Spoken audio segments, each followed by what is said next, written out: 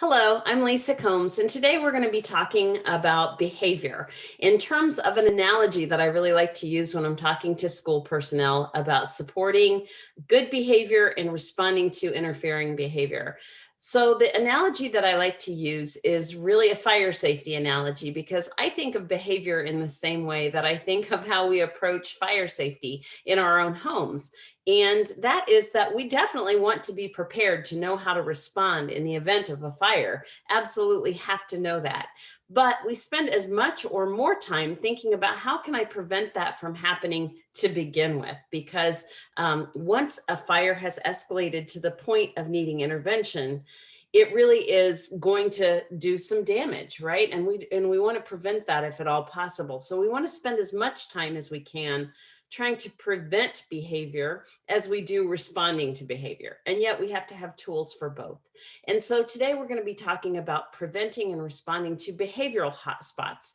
So we like to think in terms of when we're planning our fire safety plan for our home, we know that certain areas of the home, certain activities, certain interactions are likely to uh, start a fire more than others. And so we put a fire extinguisher in the kitchen, right? We put ground fault interrupters in the bathrooms where there's potentially electrical things that could fall into water. Lots of different proactive approaches that we can use to make sure that the most high risk areas for activities and interactions are going to have the needed precautions and the response tools in those areas. And school is no different, really. There are certain times of the day, certain activities, certain interactions that are more likely to spark a fire and need some kind of either prevention or response than others. And so we're really going to talk about that kind of analogy today and give you tools for preventing and responding to the most common behavioral hotspots in your classroom, in your school. So with that, I'm going to go ahead and share my screen and we'll get rolling. All right, let me get my picture out of the way here so I can present. All right. So again, you're going to hear me talk about an approach that I really am a fan of in terms of behavioral intervention, and that is called antecedent-based intervention. And antecedent, as many of you know, if not all of you, antecedent means what comes before. So I really like to focus 90% of my behavioral training on antecedent-based intervention because that is rock and roll. It's where you can have a huge impact on behavior because you're preventing it from occurring to begin with. So I always like to remind people that human beings get good at what we practice, right? If we go to baseball practice every week, we get better at baseball. If we practice the piano in between our lessons, we get better at piano. Well, we get better at good and bad behaviors through repeated practice. And so it's really important as educators that we eliminate opportunities for kids to practice, or at least reduce opportunities for kids to practice interfering behaviors and increase opportunities for them to practice positive behaviors. And that can really only be done through planning out what comes before both negative and positive behaviors and trying to make those circumstances more common that elicit positive behaviors than negative. So we're going to talk about ways to prevent behavioral escalation in the classroom, and we will also touch base on different strategies for responding to those behaviors when they do occur, because that's just reality, that no matter how well we remove triggers and embed supports, there's still going to be behaviors that escalate in our classrooms, and we do need to know how to respond to those, just like we need to know how to respond when a fire begins in our home, right? So, but we want to think in terms of, this is not something I made up. This is an adage that I think came from Jack Canfield, the Chicken Soup for the Soul author, and it's E plus R equals O. I was talking to a teacher not long ago who said, if I ever get a tattoo, it's going to be this formula because it's had such an impact on how I run my classroom. E plus R equals O means an event plus your response to that event equals the outcome. And so those are equal parts. You can't change the event from occurring, but you can change your response, which absolutely does change the outcome to that. And so we're always wanting to be thinking in terms of student behavior. It's just as important to think about how you respond to the behavior as to think about the behavior itself, because those are kind of equal parts of that equation. So with that, I'd like you to think about a few different situations to kind of set up our analogy that we're going to be using throughout this session. So with the flu, we know that once we get the flu, we need to make sure we get lots of rest. We drink lots of fluid. We maybe take some aspirin or ibuprofen to keep our fever down. But there's really not that much to do about it. Once you have it, you can't cure it like that. You have to remedy it with certain responses. But there are so many things we can do to prevent it. So we wash our hands, we get plenty of rest, we maybe take vitamins, we avoid going places where there are going to be a lot of interactions during flu season. Car breakdowns the same way. Once you're broken down on the side of the road, you don't have that many options. You have to call AAA or call your spouse or a friend to come and pick you up.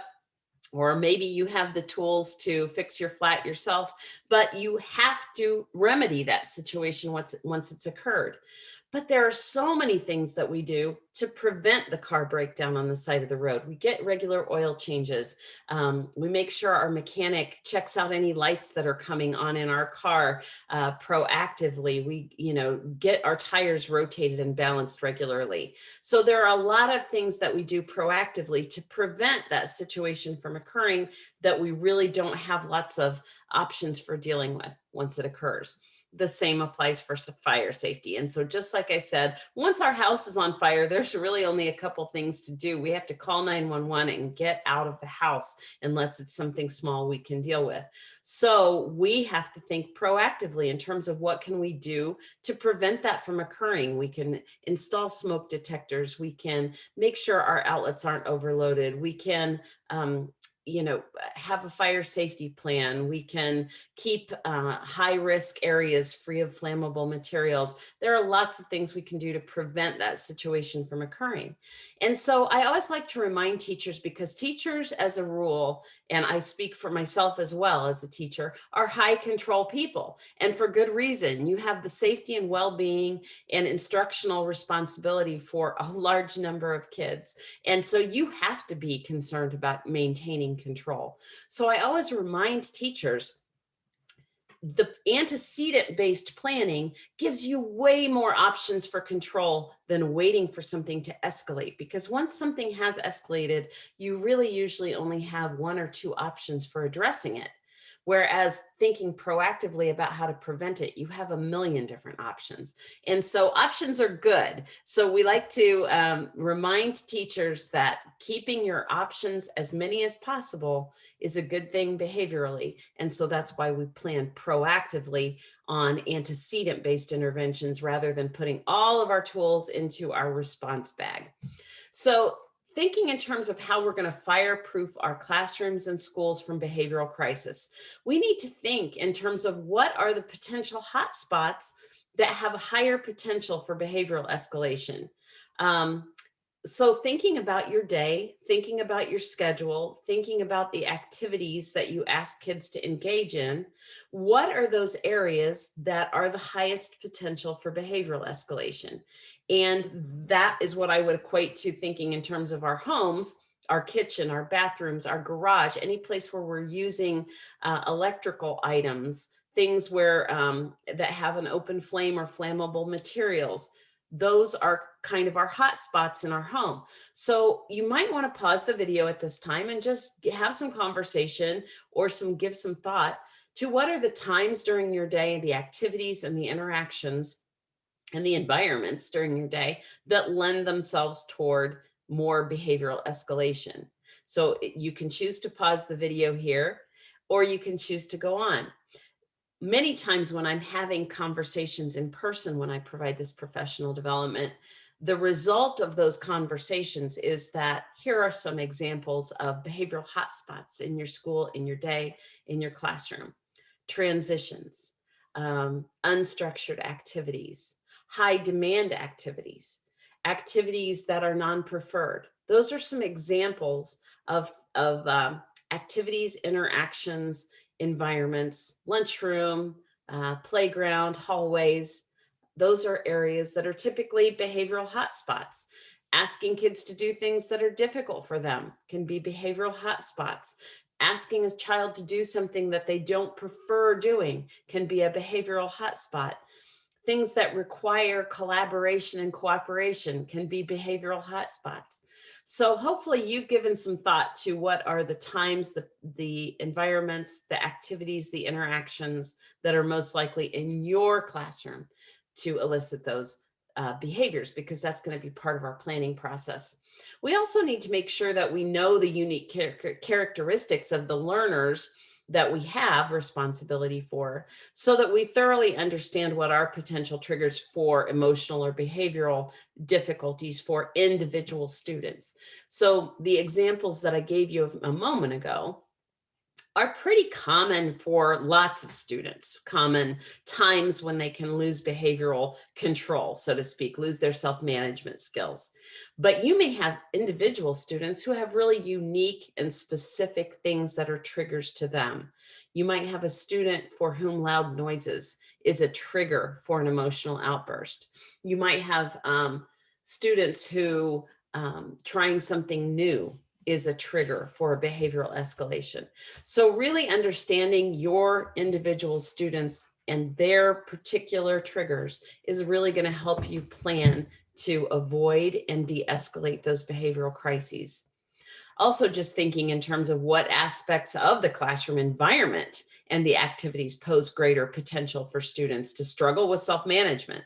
So an example of that was I was observing in a kindergarten class just the other day, and there was a lot of behavioral escalation happening between a number of students in the classroom around an activity that involved lots of materials, scissors, glue, crayons, and the materials, there was no system for distributing them so that all the students had access to them. So there was lots of arguing, and he took my scissors and I wanted that crayon, and don't mess with my glue. Lots of behavioral escalations occurring over materials. And so that solution in that particular situation was to really work with the teacher to come up with a system for the students to access and share materials.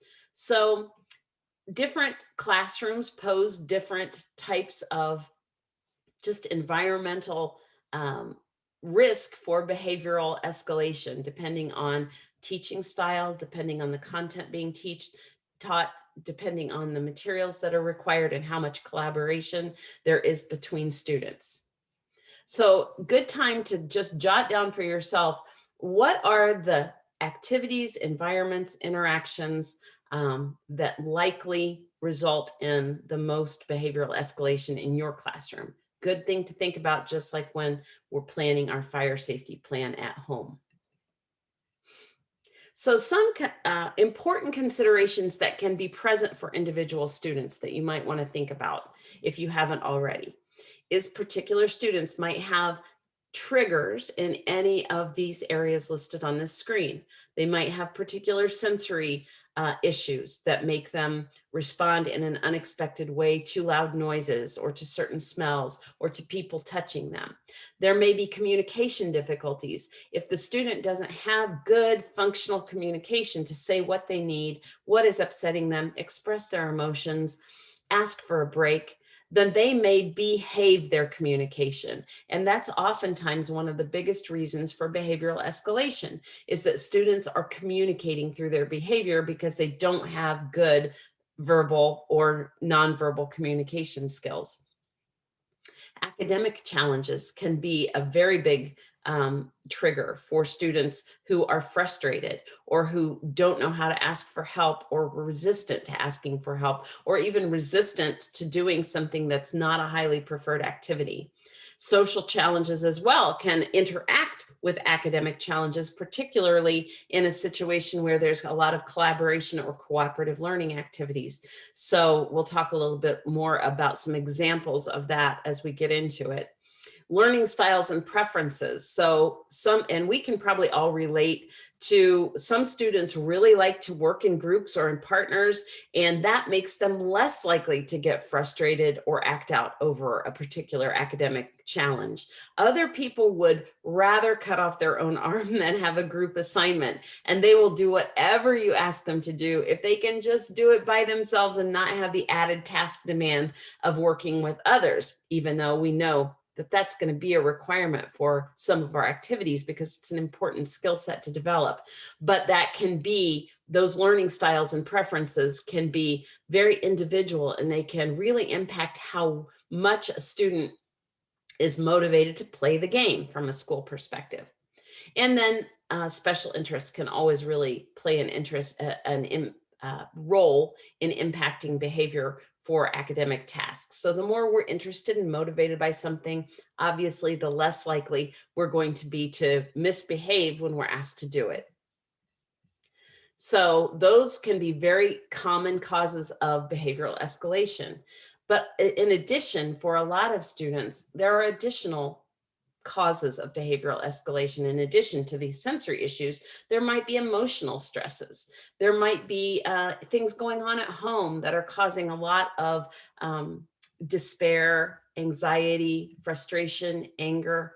There can be social difficulties. There could be task demand issues. Maybe a student acts out every day in math class, but never acts out in language arts or social studies. And we can kind of look and see, is that because there is a high degree of frustration or a difficulty with math that is escalating his behavior? Unexpected changes can really occur and cause anxiety and unexpected responses for some students. Desire for attention is another common reason for acting out, because the reality is that for a lot of students, the way that they're most likely guaranteed a reaction from an adult is by acting out, and sometimes from their peers as well. So a lot of times kids learn at an early age that my best route to get someone's attention and engagement is to act in negative ways. And we need to remember that for some kids, negative attention is just as reinforcing as positive attention. And so that desire for attention doesn't necessarily have to be for a pat on the back or a sticker or a good job or a smile. They might be very satisfied with getting redirected, yelled at, kept in from recess. Negative attention for some kids is just as motivating as positive attention, because they're used to getting negative attention, and that is what they've learned is their quickest way to get and keep attention. Downtime and wait time is another common cause of behavioral escalation, because a lot of students just don't know what to do with themselves. You know, there's the old adage that idle hands are the devil's workshop.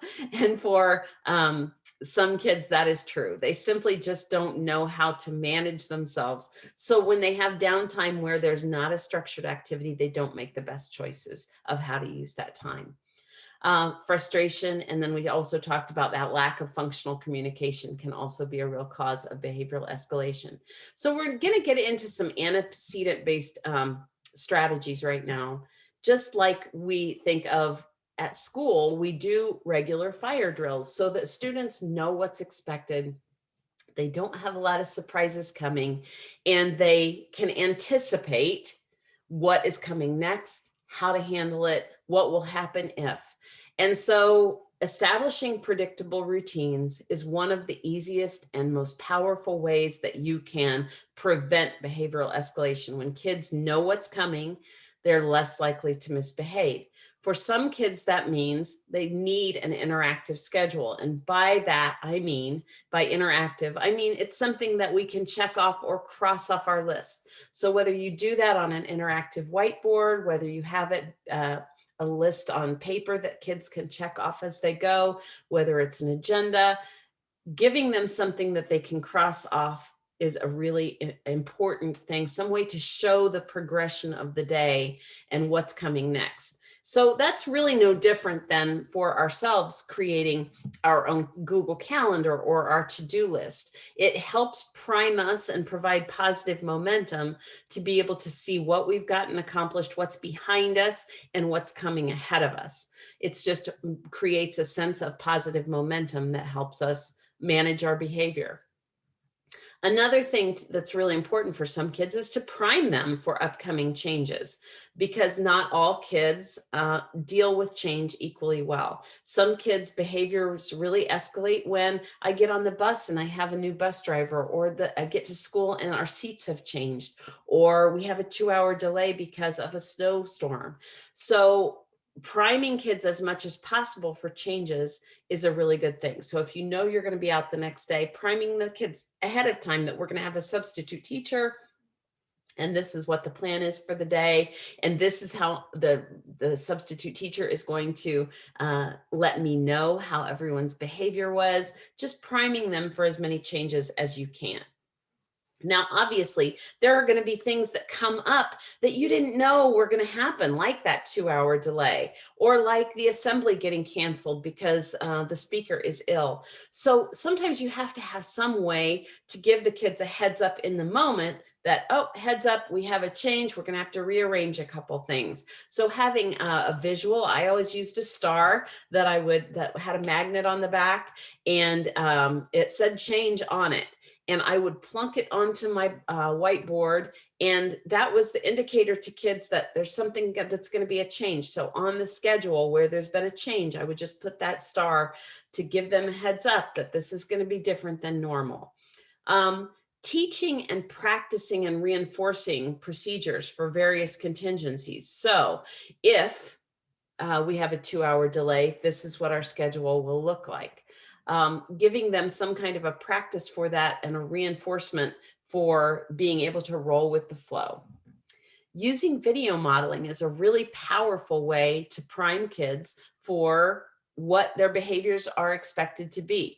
So for instance, I had worked with a teacher who did a video of one of her classes doing a fire drill, and she kept that video. So at the beginning of the next year, she was able to show her class, this is what the fire drill looks like in our room. This is where we line up. This is where we go down the hall. This is where we go outside and line up. So she had the whole thing done, and she had it also done for a tornado drill. She was also really good about doing kind of priming videos for field trips. So a lot of times the places that they were going to go had a website with video or with pictures of the location and the rules. And she would actually read through those and kind of do a virtual visit to the place that they were going to go before they ever went on the actual field trip. Providing visual supports like cue cards, reminders, posted rules, posted procedures. For instance, a chart that says, here are the anchor activities for when you don't have anything else to do. Here are the things you're allowed to do. Get out a book and read silently, write in your journal, doodle on your doodle pad, put ideas in your idea bank for writing about later. That kind of thing. So you've listed, here are the things that are allowed to do when you don't have anything else to do. That is actually priming kids and giving them practice and some kind of a visual support that is just like posting that chart for the fire drill on your classroom wall. It's giving them those needed supports so that they always know what the expected procedures and behaviors are in any situation. And the more you practice that, prime it, and reinforce it, the better. Another really important thing to do, just like in your home, one of the things that you do when you're building a home or moving into a home is you install smoke detectors and you make sure the batteries are working, right? That's one of the first things that we make sure we do in terms of fire safety. So the same thing applies in behavioral fire safety. If we want to prevent as many behaviors as possible from escalating into those humongous, all-engulfing flames, we want to have our smoke detectors on. We want to be able to sense that there's something wrong at the earliest moment possible. That's the purpose of a smoke detector, is so that we're aware of something before it turns into a humongous fire.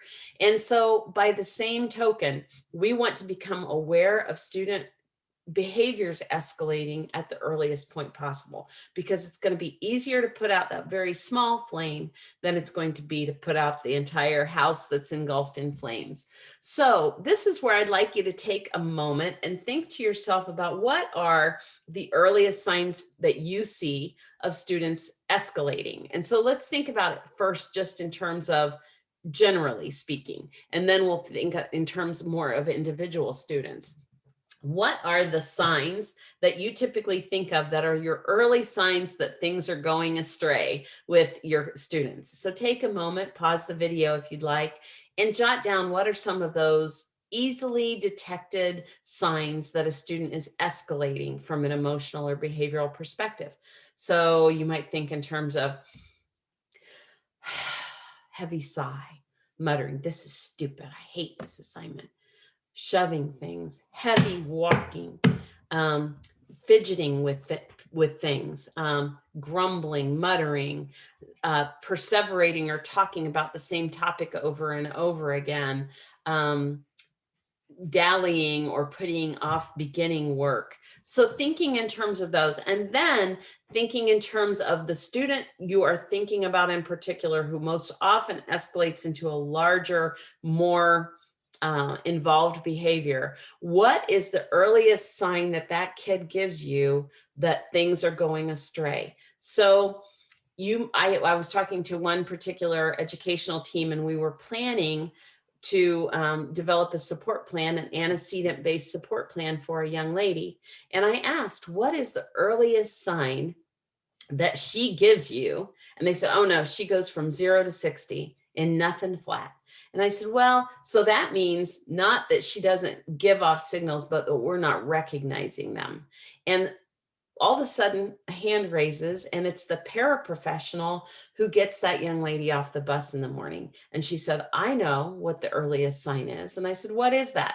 And she said, when her hair's a mess and her clothes are rumpled, because I know she didn't get a good night's sleep, that she was at her other parents the night before and had to get up in the middle of the night to go back home because one of her parents works a split shift and ends up having to pick her up in the middle of the night, and her sleep gets disrupted. And so when I see her and her hair's a mess and her clothes are rumpled, everything's out of order, I know it's going to be a rough day. And that was an awesome insight into that particular child, that she has more likelihood of exploding into a behavioral escalation on the days when she hasn't had enough rest, and you can visibly see that.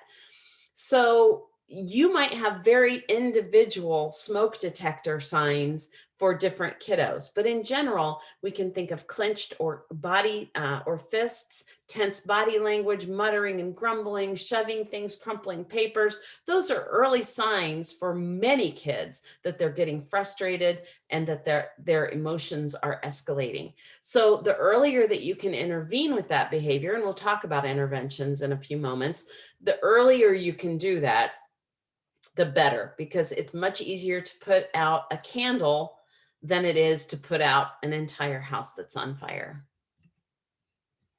So another really important related strategy is to watch for unattended flames. So these are what we call slow triggers. So we can have two different types of triggers for a behavioral escalation. We can have slow triggers and quick triggers. So I'm going to kind of distinguish between those as calling one unattended flames, because those are things that might be starting some heat and some fire that you don't see yet.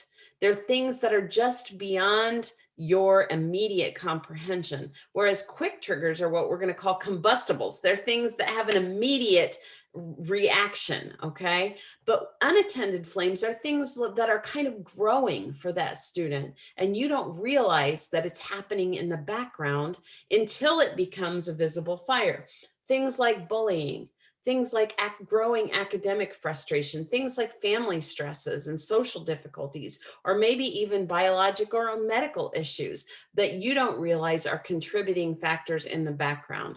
And so those are always things to think about. Are there issues that maybe we're not aware enough of, that we're not responding to, that might be contributing to a growing fire? And those are really important things to think about. But also, we know that there are some things that are combustibles. We are guaranteed to get a behavioral reaction to them just as surely as if we throw bacon grease on a hot stove. Those are combustibles, things that are going to start an immediate fire. So a lot of times we can think about what those are for individual kids more easily than we can think about those unattended flames. So this would be a good time for you to think about, for individual students, what is that thing that happens that I can almost guarantee is going to erupt into a big fire? Things that are common are task demands, social interactions, being told no, that kind of thing. So I want you to think in terms of being able, the power of knowing those combustibles for an individual student is that you can try to remove that trigger, or teach that student a different way to respond to that trigger. So I'm always really excited when teams can tell me the combustibles in a situation, because that means that there is something that we know we can either remove the trigger, or we can teach that student a skill to deal with that trigger. Those are really your only two options in any combustible situation. We can either just try to remove the combustible itself, or we can teach that child a different way to respond in that situation. Because we remember, event plus response equals the outcome. So we either need to try to remove that trigger to prevent the event from happening, or we need to teach that child a different response in order to get a different outcome. So we can remove known triggers. We can consider the task demands and say, you know what, maybe the activity that I'm asking this child to do is too difficult, and I'm asking them to do something outside what's called their Goldilocks zone. Goldilocks zone is also called the zone of proximal development. It's that sweet spot for learning where things are just hard enough to be motivating and interesting, but not hard enough to be frustrating and overwhelming. So keeping kids in that Goldilocks zone is really important. Oftentimes, I find that a solution really lies in changing the difficulty level of a task to help a child feel more successful, and not be as frustrated. Reducing downtime is another really important way to remove a combustible, because for a lot of our kids, downtime is anxiety producing, and they don't know how to manage themselves because they're not really at the point yet where they know how to handle themselves in a situation that's not structured. Teaching kids what they can do while they wait for something else, giving them those tools, is removing that combustible of downtime or wait time. Also making sure to avoid public confrontation, because a very big combustible for lots of kids is what's called a threat to self-image. It's being embarrassed in front of your friends. It's being backed into a corner by someone and needing to save face. And so preventing that by reducing public confrontation and having more private conversations or nonverbal ways to interact and redirect a child can sometimes really remove that combustible entirely. Finding alternatives to no. So a lot of kids, a combustible is being told no. Instantaneously, that word triggers an explosion of flames. So finding other ways to say no in a more positive, less likely way to escalate. So maybe saying, I'll have to give that some thought later, after we do this. Finding ways to give that child the message that it's not an absolute no, but it may involve waiting. It may be involve doing something else first. It may be, we don't do that here at school. We do it, on our free time at home, that kind of thing. Consider the timing of your activities. We had one young man who was escalating every single morning and disrupting the class terribly. And when we really looked at what the combustible was for him, it was writing activities, anything that was paper and pencil and required him to write, especially on a novel topic, something he had to generate himself. And so we were trying to figure out what was escalating him first thing in the morning. The very first activity in that particular teacher's day was when the kids came in, they were to go put their things away and then go quietly to their seat, look at the board, see what the writing prompt was, and write in their journal. So the very first part of his day was his least preferred activity and something that was extremely difficult for him and frustrating. And so that was probably not the best timing. And again, this is not saying that that wouldn't work any other year, but for this particular class with this particular student in it, or for at least that particular child, that timing was really bad, because the reality is that once you start the day with a negative interaction like that, it's very hard to get that positive momentum back. And so really considering the timing of your activities, and is there an alternative thing that he could do first thing in the morning and then do his journal writing later in the day, or with some additional supports like a topic of his own choosing, or maybe one paragraph instead of one page, so to get him in his Goldilocks zone. Also consider the sensory challenges of various settings. So is there something happening that from a sensory perspective is triggering that combustion that we talked about?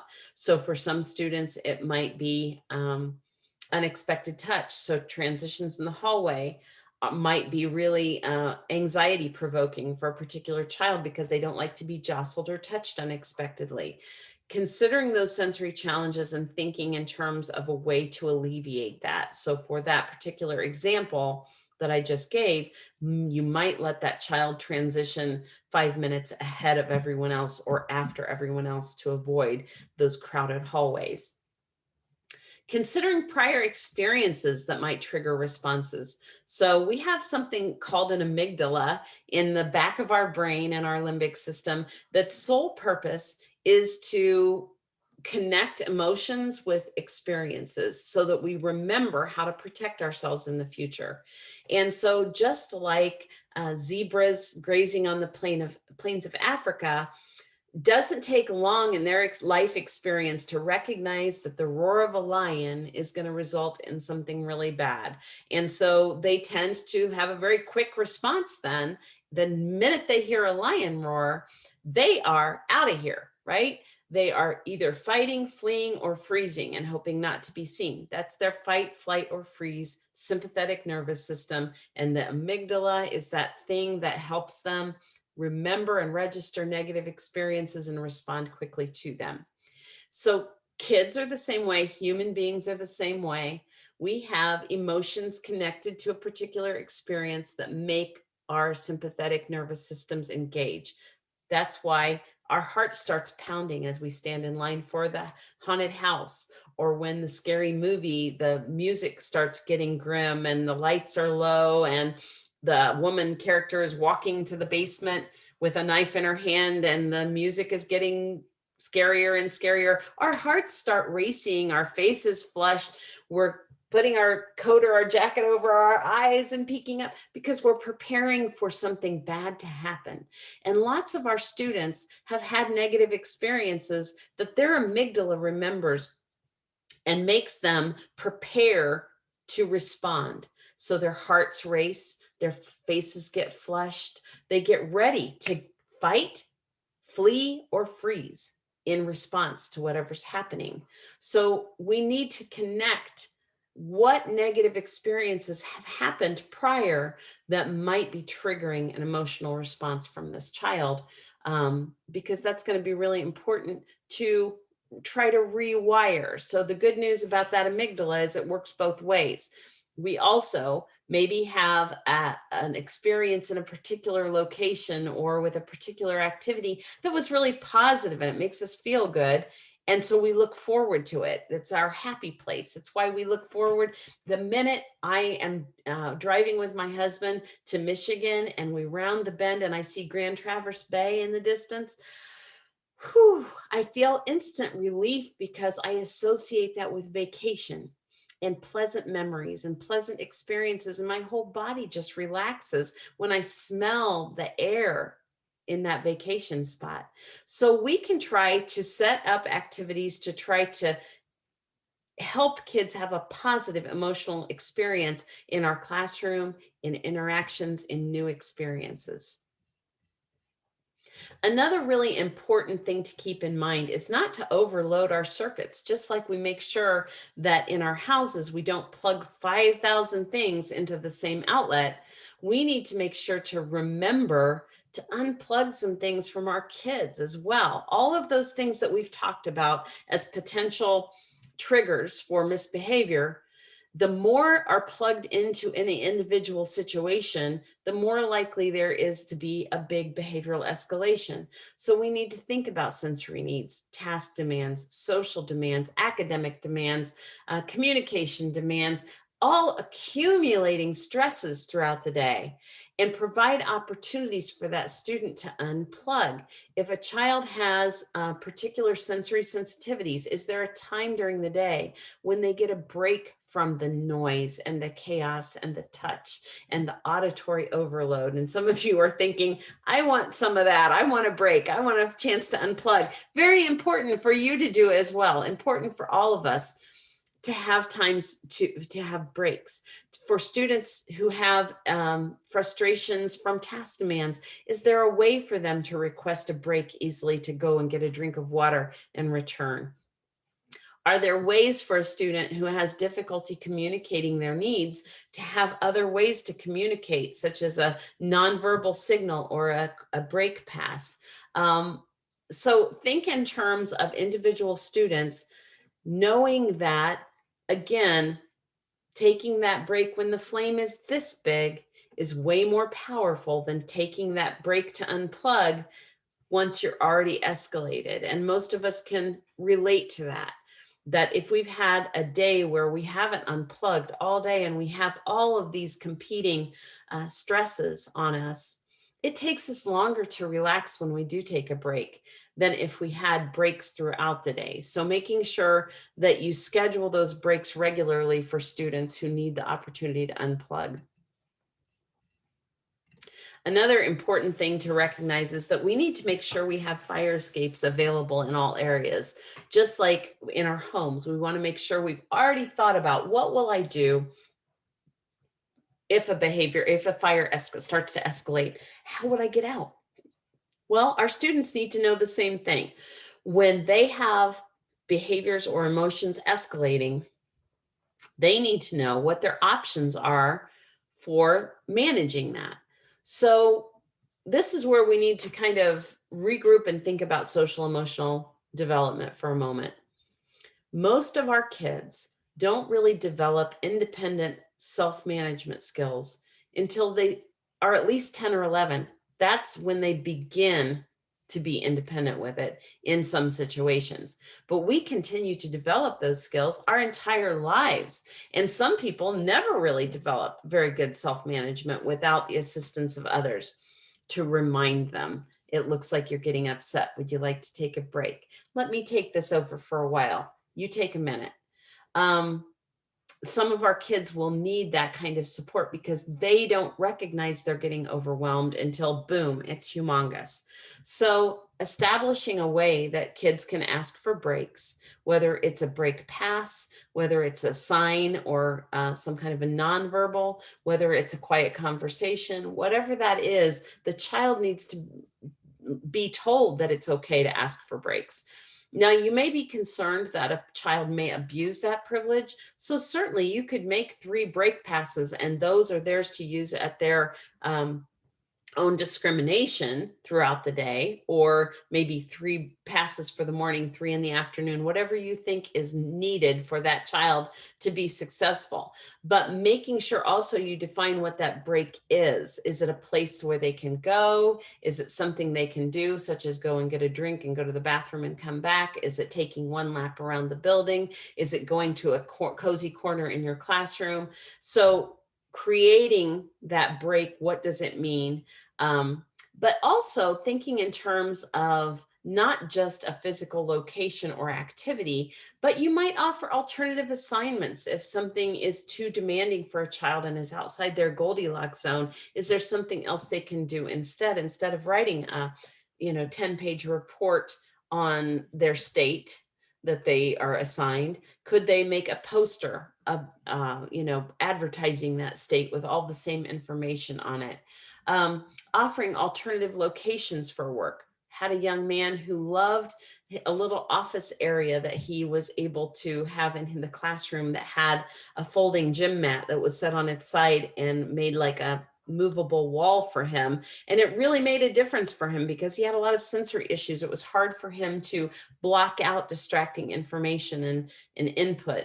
And so he was able to go back into that independent spot to work and kind of close a cozy little office around him. Offering choices in which students that I'm going to work with in a particular cooperative learning activity, or maybe providing different options for materials. We had a young lady who was melting down every day, every time they had to go to art class. And when we began offering options like using a glue stick instead of the sticky glue that's going to get all over the place, or offering to use a paintbrush instead of finger paints, or offering to use a different type of material to do sculpture rather than the sticky wet clay, using a kind of a dry Play-Doh like clay instead. That made a huge difference for her because she had sensory issues with tactile stuff. And so she was melting down to try to avoid that art class experience that was unexpected, and also just giving her a choice of a different activity if she couldn't handle the art activity they were doing. Made a huge difference for her. So offering shared control is a way to kind of offer an escape to the least objectionable activity. So giving a child two choices that are both fine with you sometimes gives a child a more of a sense of control and will reduce that escalation. Another thing is just to keep in mind, just like we tell our students, our kids, not to play with matches, we don't want to do things that are kind of playing with fire and are almost guaranteed to start a behavioral escalation. Things like power struggles, because the reality is our kids learn very quickly, our students learn very quickly that you are limited on how there is a line that you can't cross in terms of dealing with them, that they don't have the same line. They can hit, you can't hit. They can spit, you can't spit. They can swear at you, you can't swear back. They can run out of the classroom. You may want to, but you can't. So kids learn that. So you are not going to win a power struggle. So don't engage in it. Avoid over verbalizing with a child. Sometimes it's best just to be quiet and walk away. Don't give a child an audience for disruptive or attention motivated behavior. When you engage in a power struggle that you potentially might lose, and that student begins to escalate, they not only are getting your goat, but they're also getting the attention of all of their peers. So make sure that you have thought ahead of time of the likely power struggles and be willing to drop the rope in the beginning and not engage. You can always walk away. There are very few situations in the classroom that merit us escalating the situation into a greater behavioral fire, because you can always plan later how you're going to deal with it next time. Don't get yourself in a situation where you are responding without an intentional plan behind you, how you're responding. Remember, E plus R equals O. Event, you can't necessarily control.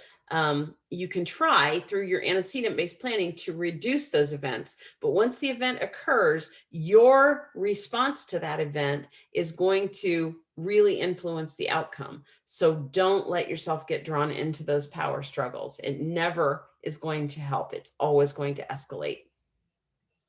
So another really important thing to keep in mind from that behavioral point of view and is once a fire has taken place, I want you to think in terms of campfire. So if you've ever been camping, we've all been through this situation here, which is that the next morning, you get up after your lovely campfire in the evening and you've let the ashes all burn, the wood all burn out, and it's just ashes in the fire.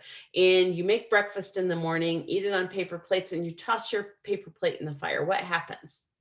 A lot of times it re-escalates into a fire again because those ashes were still hot, even though they looked like the fire was put out, right? So the same thing often happens with behavior is a student will look like they've calmed down. It will look like the behavior escalation is over, and we will accidentally toss a paper plate on the fire and reignite it. And that happens because a lot of times kids who have melted down really have a lot of stress chemical, cortisol and adrenaline running through their system. Still, after the behavior has de-escalated, they still are kind of primed for another escalation. And so sometimes we unintentionally reignite that fire by not giving enough time for de-escalation, by requiring the student to verbally process or problem solve too quickly when it's just too soon. And those embers can be hot for a long time after a behavioral escalation. We know that those stress chemicals can still be coursing through our bodies after a meltdown for 3 to 6 hours. And so we really need to make sure that we're not tossing something onto the fire by engaging in a power struggle, asking that student to engage in something that is going to be really challenging or non-preferred, getting into an argument with them or that kind of thing. We need to really allow plenty of time for de-escalation. And also make sure that when you are letting a student go somewhere to calm down and de-escalate, that you're not calling that time out if you always also use timeout as a punishment term, because we don't want kids to misunderstand that self-management and calming myself down is a punitive thing. That's a positive thing.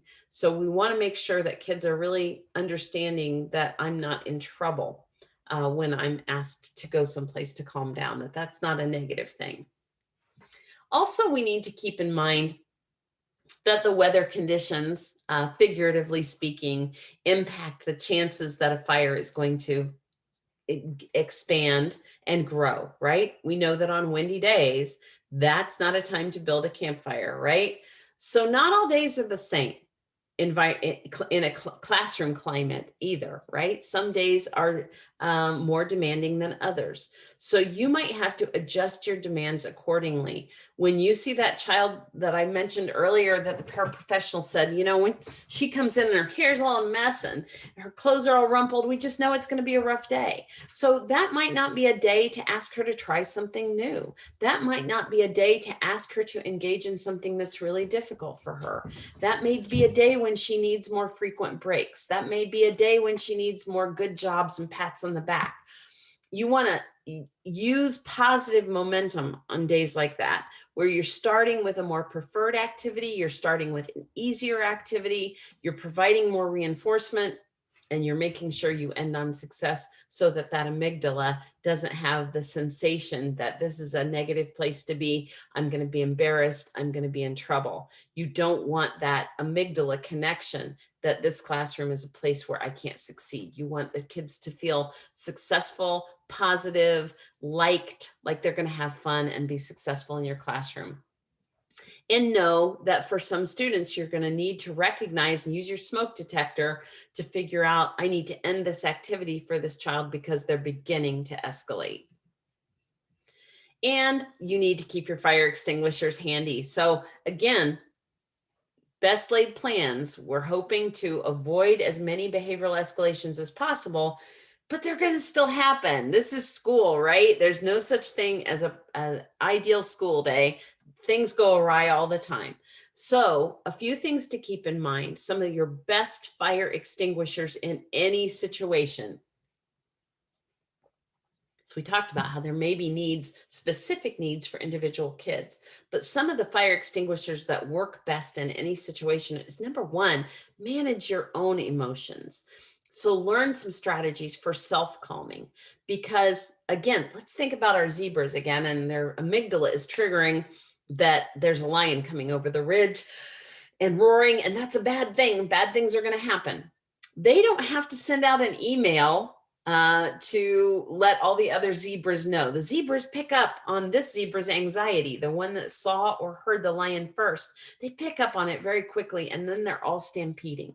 Well, the same thing happens with humans. We pick up on each other's emotions, just like when you walk into a room full of people and you can feel the tension from this meeting without even knowing what's going on. You're responding to the emotions of other people.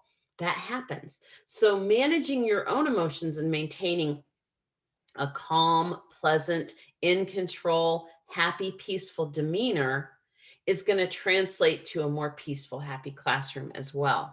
Provide quiet, calm support. Don't raise your voice. Watch your tone of voice. Watch your facial expression.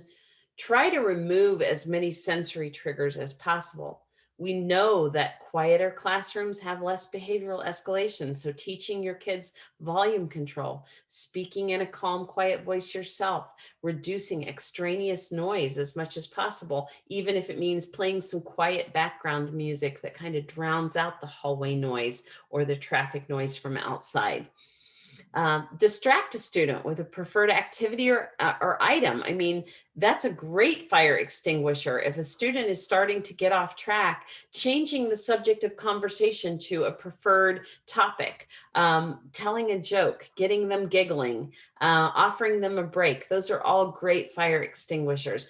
Interrupt as early as possible that chain, because behaviors are like snowballs, right? They just roll and get bigger and bigger and bigger. So if you can interrupt that snowball rolling early and say, oh my gosh, I forgot I needed something taken down to the office. Would you take that down to the office for me? Might interrupt that behavior early enough that it doesn't continue to build and build. So I always had an envelope that had nothing in it. It was called very important. Okay, that's all it said on it. And the school secretary knew that if I send a student down with the very important envelope, it just means one of us needed a break, either me or the kid. And the child took the note back down to the office, and the secretary knew that when that comes, I just have them sit there for a moment and say, just a moment, I'm going to send something back. And it was just an opportunity to interrupt that behavior before it escalated and redirect the child to help them take a break. Because sometimes when you ask a child, do you need a break? That just escalates them even further. Just like many of us know that when we are having a negative interaction with our spouse and they say, what's wrong? Or are you upset? It can almost trigger you even more. So sometimes it's just a matter of needing to pretend that something needs done and get that child out of the situation. Other kids really need their own individual calming sensory support kit, something with maybe squishy balls or a visual glitter bottle or something that helps them feel calm. So providing that calming toolkit can really be helpful. If a student has occupational therapy, that is a great person to go to come up with ideas for the calming kit. Also, a lot of intervention specialists have great suggestions and ideas for what could go into that calming kit for an individual student. And just familiarize yourself with specific strategies to offset common behavior situations. So sometimes it might need to be more specific to an individual student regarding a communication deficit or a sensory issue. So you might need to troubleshoot and come up with a specific fire extinguisher plan for an individual student. The next thing that we're going to talk about are just some very common specific hotspots and what are some great strategies to try for that particular trigger. So one of them is academic resistance. And this is a student who's refusing to do their work, shuts down, maybe delays beginning their work for lots of time, distracts other people, whines and protests, I don't want to do this, this is hard, that kind of thing. The strategies to think about in terms of academic resistance are always, number one, to ask, is what I'm asking the child to do in their Goldilocks zone? Is this something that is too difficult for them? Do I need to differentiate it somehow by offering something at a different level? Do I need to give the child a choice of this activity or a very similar activity that can accomplish the same thing? Can I maybe incorporate a special interest? So for a student that we were working with who was very averse to story problems in math, word problems, the teacher started using characters from Pete the Cat, who was this particular student's special interest. And suddenly they were excited to do their word problems because it involved something they were interested in.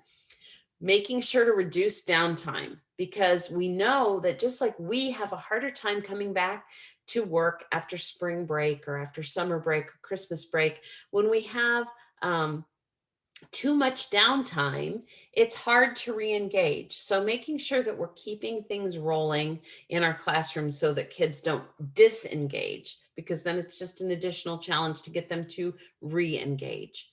Group or partner work for some kids is a real way to reduce academic resistance because they feel like they have somebody on board with them that's there to help them accomplish the task. For other kids, it's a trigger. So that's where you have to really know your student. Also giving frequent feedback, and the old PNP sandwich. So PNP sandwich is a very old strategy for working with somebody, giving them feedback. So that means you start with something positive, you slide the little negative feedback in there, but you end with something positive as well. So a typical redirection for a student who's academically resistant and delaying starting their work, for instance, might be, you really need to get busy working or you're going to miss recess because you're going to have to stay in and get that done. That is pure negative, right? So the alternative to that is oftentimes better tolerated by students and not as likely to escalate a student would be to start with a positive. So saying, wow, I see you got your name on the paper and you've gotten a couple problems done. You're cooking now. Let's get let's get busy, because I'm afraid if you don't pick up the pace a little, you won't be done before recess. So let's keep it moving, because I see you're already really on fire. Let's keep it moving. So that's a way to start with something positive, slide the negative in there, but then redirect to something positive again. It's just less likely to start a power struggle or an argument. Works for spouses too. Okay, the next one is lack of motivation. So this is similar. It's likely going to look like shutdown, like delay, like distractibility, like off-topic conversation. And some of the strategies to try would be the similar ones that we just talked about, incorporating more student choices. Think in terms of yourself when you go to professional development. Like, for instance, you have a beginning of the year PD day, and think about your motivation on days when you get to select sessions to go to versus a day when you have already been told which ones you have to go to, or everybody's going to the same big session and it might not be as relevant to some people as others. Which one are you more motivated by? You're usually more motivated when you have some choice. So the more opportunities for students to choose and to have some say in selecting this assignment or that one, or the way that an assignment gets done, or when an assignment gets done, or which partner they work with, student choices are usually better tolerated. Creating positive momentum that we talked about before by starting with something easier or more preferred. Getting that first yes is a guarantee that you're more likely to get a second yes. Using games and fun activities for learning. Creating an audience for success, so spending more time pointing out what's going well and which students are performing well, and giving your attention to those positives is a way to increase that motivation. And even for some students, creating a contract with rewards outlined is necessary. Some kids need that visual of first I do this and then I get that. Another frequent behavioral hotspot is oppositional behavior. And this is one that is really difficult to deal with. It's arguing, refusals, challenging you, sarcasm, eye rolling, having to have the last word, just arguing. This is the situation where a student is arguing with you about whether it's in day or night.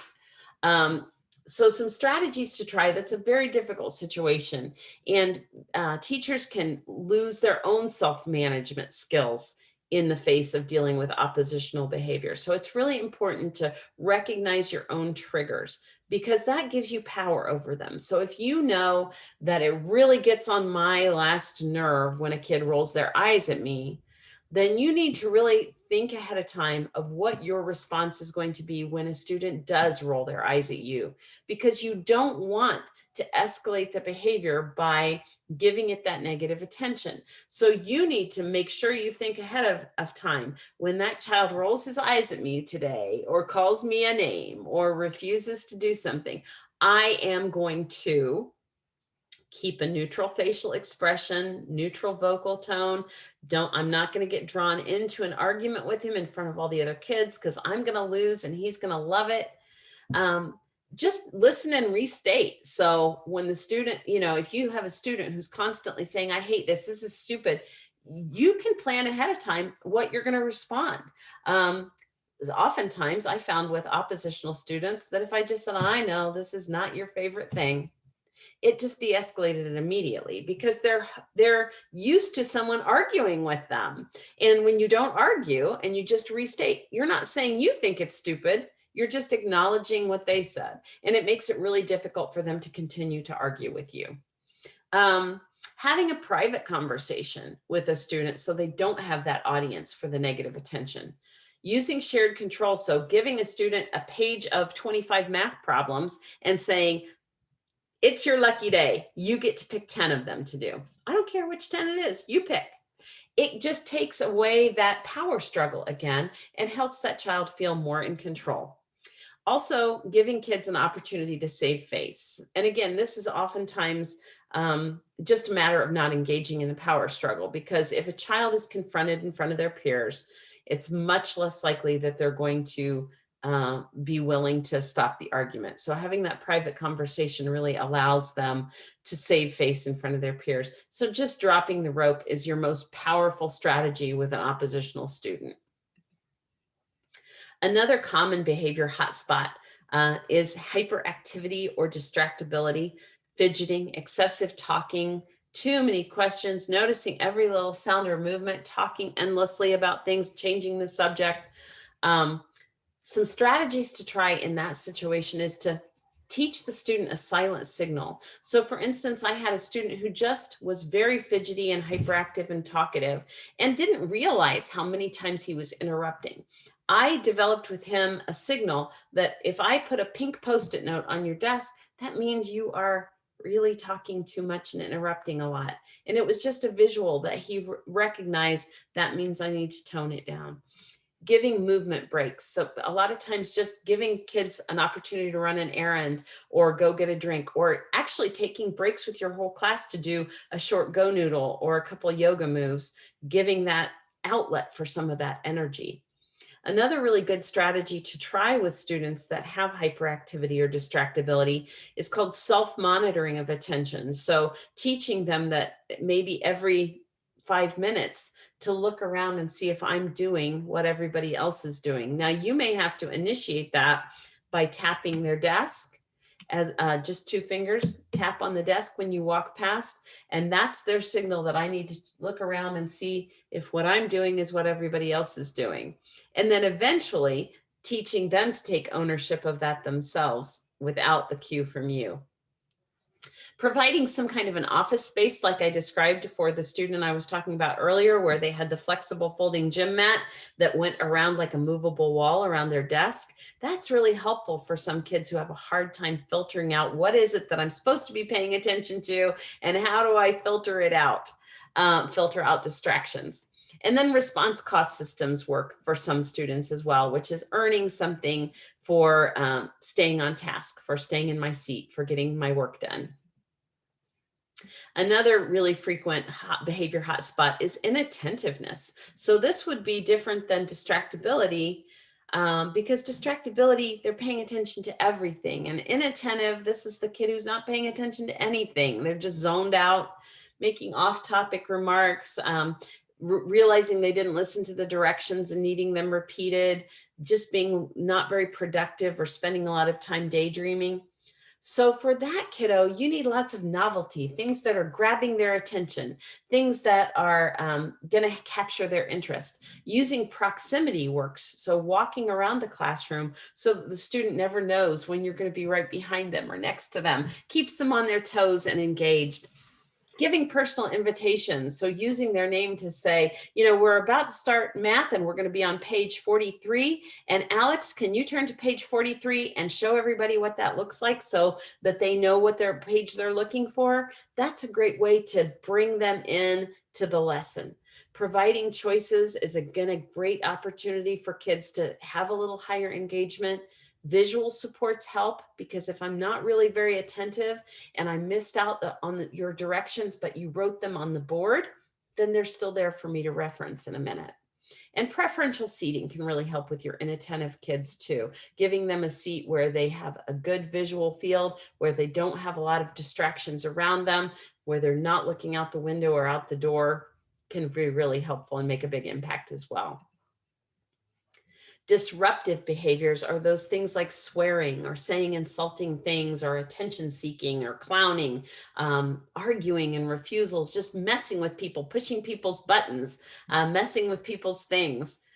Again, you might try a response cost system, for instance, where let's see, a child likes to work on the do games on the iPad, and let's say you've arranged with them ahead of time that you can have 10 minutes on the iPad at the end of the day. But those minutes come and go. You can even earn additional minutes if you are doing what you're supposed to do, but they can come and go. So my favorite thing to do is pick a Post-it note color that is hard to, or shape or size that's specific to that child and you. So it's hard for them to get from someone else.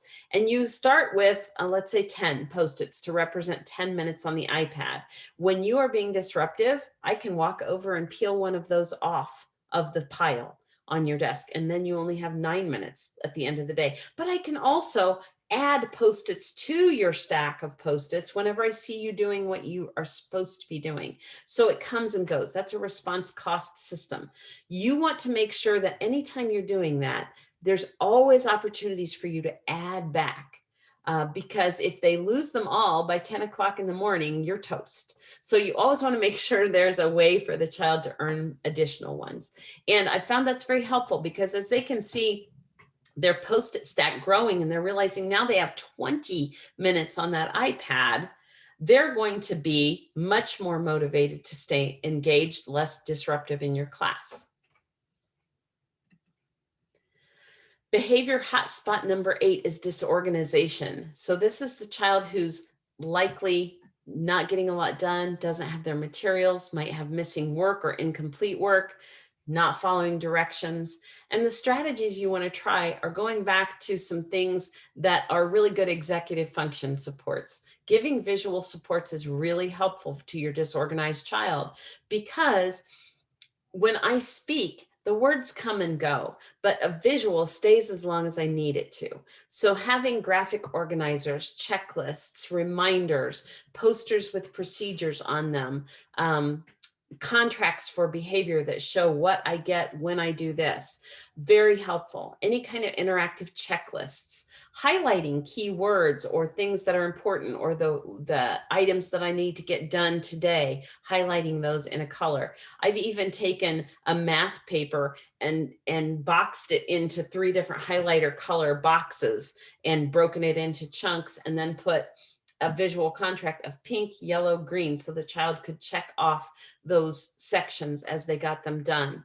Color coding things so that my science book has a green book cover and the science folder is green, and my take-home homework folder is green, and the turn-in tray is green for science. That's a great way to support executive function for kids who struggle with disorganization. Chunking things, like I mentioned about breaking that math assignment into pieces, and even giving a peer buddy to help keep them on track, are all good strategies to try. Our next hotspot is attention-seeking behavior. This is a hard one, because kids know that they can up the ante until you have to pay attention to them. And the only real remedy for attention-seeking behavior is to ignore it. So you have to be able to ignore the negative behavior and give positive attention for what you're wanting to see. That's really the remedy for attention seeking behavior as much as possible. So this would be the student who's class clowning, pushing other people's buttons, talking a lot, talking out, teasing other people, whining and complaining, acting silly, that kind of thing. So one of the things you need to do is kind of look at all the constellation of attention seeking behaviors that a child has and decide which ones I can just ignore and then plan to ignore them. The reason I say plan to ignore them is because if you don't intentionally make a plan to ignore them, you'll find yourself responding. And when you respond, you reinforce to an attention seeking child.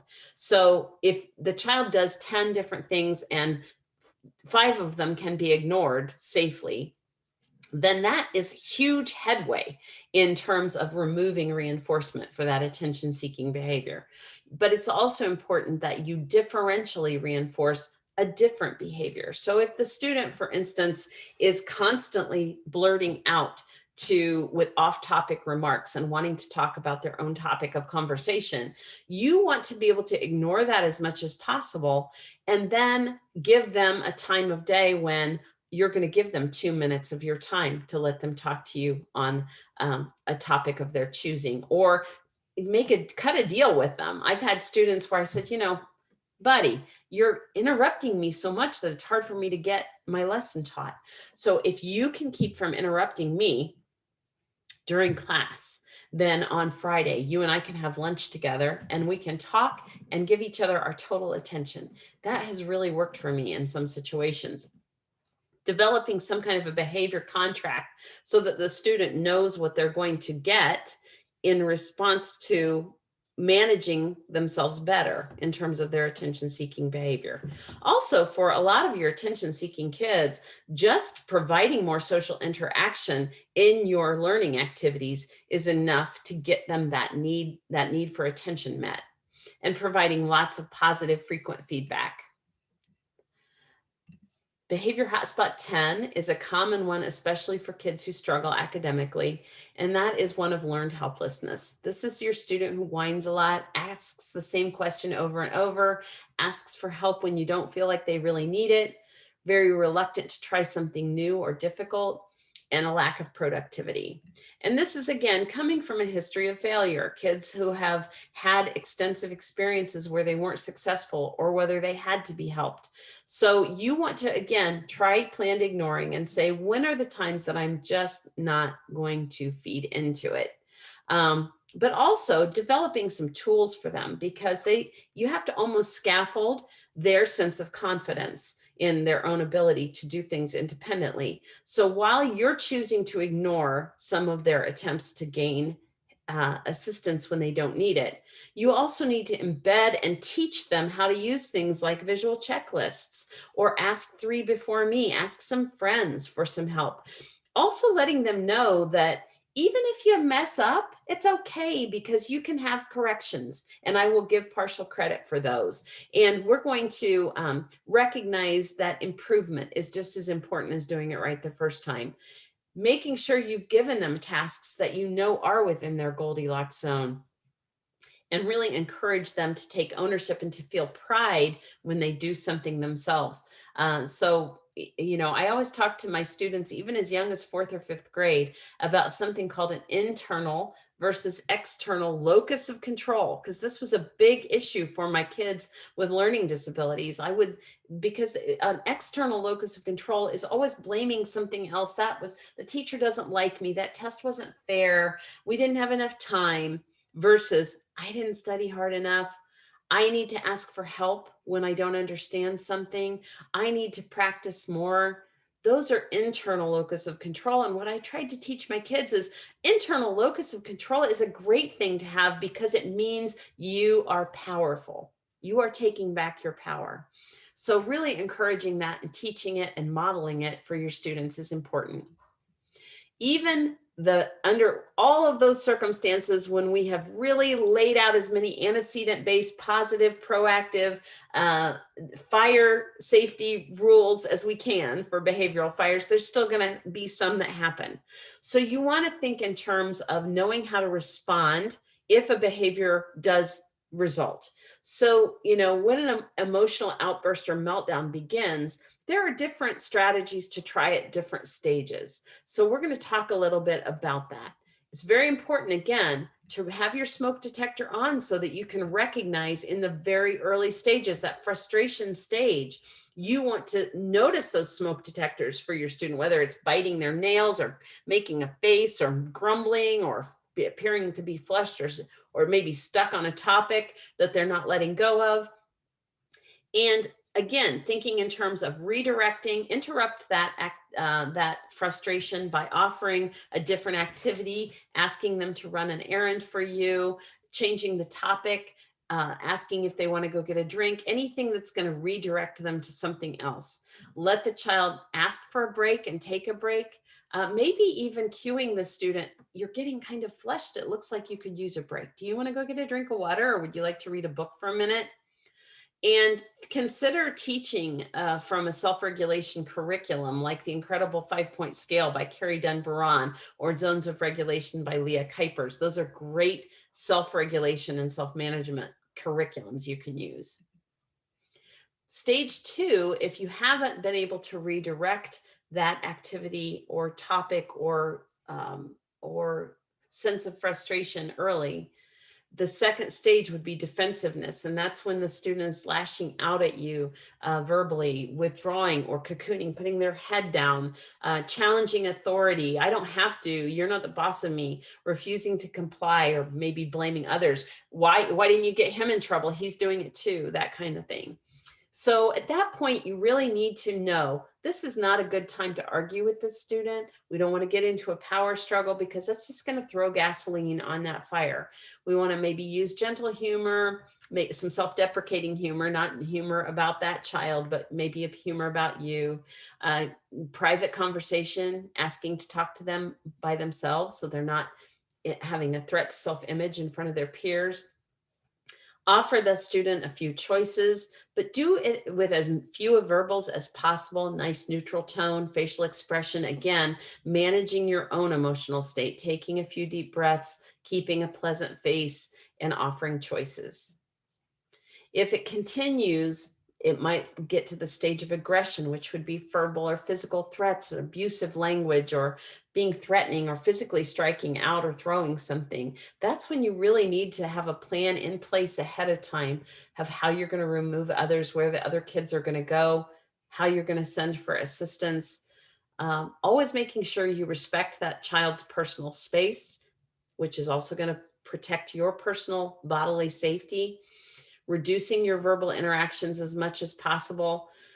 Remain trying to keep a relaxed and non-threatening physical posture. Using supportive nonverbal communication. Don't corner that student. Offer them choices. And know that after a meltdown, it's really going to be important not to throw that paper plate back on the embers from last night's campfire. You need to make sure that when you see that child exhausted, shut down, crying, refusing to talk, or cocooning or hiding, that they just might need that time to chill out. Avoid talking. Don't force them to process what I should have done differently or what went wrong too soon, because that might be the thing that escalates them again. Allowing them plenty of cool off time. When they are ready to come back to an activity, make it something that's a fairly neutral, easy activity, and think about giving yourself time before you set up a later time to process things, talk about it, deliver any consequences that are needed, etc. So keep in mind, just as a reminder, the best intervention is always prevention. Try to avoid embarrassment, avoid causing fear and anxiety, avoid frustration academically, avoid social challenges that students aren't ready for, avoid sensory overload, avoid that unmet desire for attention by providing lots of positive attention proactively. Those are kind of the takeaways from everything we've talked about today. and consider how you can avoid problems by keeping kids positively, actively engaged and enjoying what they're doing, avoiding too much downtime, having a really structured routine and predictability in your classroom, giving more positives for expected behavior than attention to negative behavior, planning your instruction in small, manageable chunks at the just right difficulty level, creating a nice sensory neutral environment, teaching your kids the expected social skills in your classroom, teaching your kids what their options are for calming themselves down and managing their own behavioral or emotional escalation, priming kids for upcoming changes and using that positive momentum by making things start as more positive, easier, or more preferred tasks each day. I hope that if you have any questions, you'll make sure to get a hold of me through my website at combseducationalconsulting.com. And I hope you have a few good takeaways from today's session. Thanks.